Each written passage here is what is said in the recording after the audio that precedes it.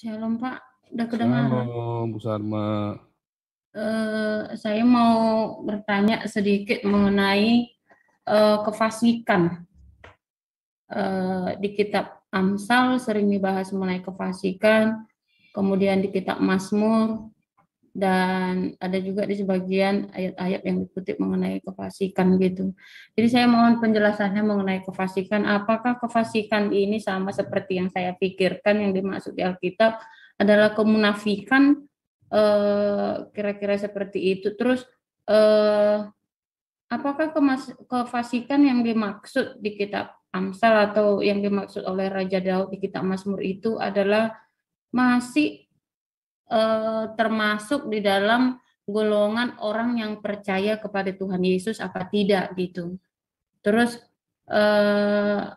kira-kira hal-hal yang harus kita hindari dari kefasikan sebagai orang yang percaya kepada Tuhan sehingga hidup kita itu boleh berkenan kepada Tuhan, kira-kira seperti apa Pak? Itu aja Pak. Kefasikan itu lawannya dari sadek. Atau kalau di dalam itu tuh tali sifat gitu ya. Sadek itu kebenaran. Ya, sadek itu adalah kebenaran. Nah, itu lawannya adalah fasik. Ya, orang benar, orang fasik kan selalu begitu kan. Orang benar dan orang fasik. Nah, itu orang yang sadek dan orang yang fasik. Nah, orang-orang yang fasik ini adalah orang-orang yang tidak mencintai kebenaran. Kebenaran ini dalam arti kalau bilang apa yang menjadi ukuran kebenaran? Torah. Di zaman itu ya, kalau yang di Amsal itu kan ukurannya adalah Torah. Yang namanya sadek gitu. Nah,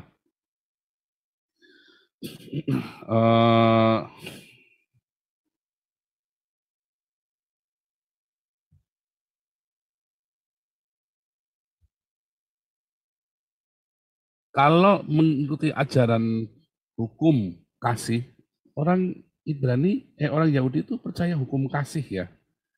Sadek itu nanti jadi sedekah, charity, diakonia itu loh. Makanya orang fasik itu tidak suka berdiakonia. Termasuk pendeta-pendeta yang tidak suka berdiakonia itulah orang fasik, orang yang tidak sadek, yang tidak benar. Ya. Orang-orang yang nggak benar. Karena orang-orang yang sadek itu pasti mencintai sedekah, mencintai charity. Saya banyak ketemu pendeta-pendeta galak ya kalau sama orang ngemis ya. Padahal dia sendiri kan suka ngemis kolektor dari jemaatnya. Itu besar mah. Jadi simpel sekali. Ujungnya dari semua Torah itu, saya kemarin lihat perdebatannya si Rudy Yohanes juga ya sama si Bom Bom. Mereka ribut tentang hukum, tentang kasih ya. Dua-duanya on juga ya. Kan gini loh. Apa sih yang namanya mengasihi? Ya kan? Apa sih? Orang mau ribut tentang Torah, Anda mau ribut tentang apa? Inti dari Torah itu apa sih? Bukan Bom Bom yang ini ya. Saya membaca namanya Pardede ya, Pardede, orang reform ya. Saya lupa siapa Pardede gitu ya, pendeta siapa Pardede. Orang yang mengajarkan cuman bahwa iblis itu ngajari Anda cuman kasih saja, yang lain nggak perlu. Nah, namanya Pardede siapa itu ya? Supaya jangan salah ya, ini Pardede histori.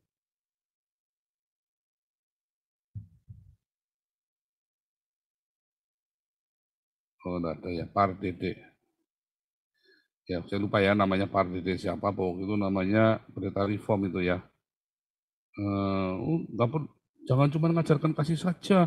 Loh, Anda mau belajar kebenaran apapun, endingnya itu harus tentang kasih. Justru kalau hulu dan hilirnya nggak kasih, bisa sesat loh. Ya, Anda mau sehebat apapun, ya tujuannya kan supaya bisa mengasihi kan. Lalu di dalam kita mau mengasihi ada banyak kendala. Kalau kondisi begini apa harus tetap mengasihi? Kalau ada begini, kalau ada masalah ini, kalau ada masalah itu apa harus tetap mengasihi? Oh iya harus tetap mengasihi. Nah, makanya ada banyak cerita di dalam Alkitab, ya. Ada banyak cerita di dalam Alkitab supaya kita bisa tetap mengasihi. Nah, mengasihi prakteknya apa? Satu, diakonia. 2 mengasihi musuh kan, memberkati, mengampuni musuh-musuh kita kan. Ya kan itu praktek yang paling kalau sudah bisa. Joni Pardede, terima kasih ya. Iya, Joni Pardede ya, Joni Pardede, benar. Jadi begitu. Jadi sadek itu ujung-ujungnya diakonia. Makanya semua pengajaran kita akhirnya tak suruh diakonia kan. Karena itulah salah satu praktek dari kebenaran tadi. Supaya Anda jangan disebut orang fasik. Ya, ada orang peleter-peleter yang cuma suka bicara firman Tuhan tapi nggak ada prakteknya. Oh, Pak Paul nggak ada prakteknya. Oh, saya praktek. Diakonia kita itu gila-gilaan kan. Seadanya kita berapa, kita benar-benar curahkan di situ semua. Ya, diakonia kita kan.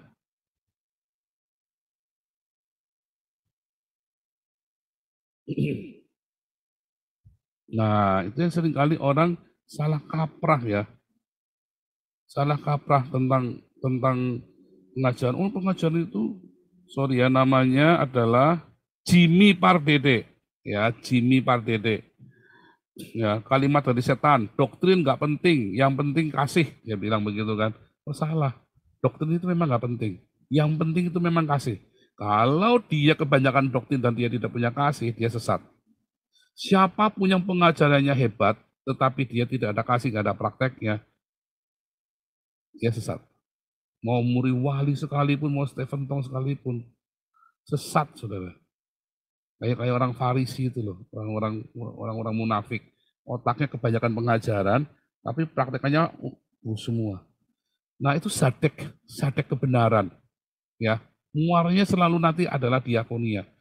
Kebenaran yang kita yakini, hulu hilirnya harus tentang cinta, agape, akhafa, agape, yang dipraktekkan dalam diakonia, dalam kepedulian kepada sesama. Makanya disuruh kasihilah sesama manusia.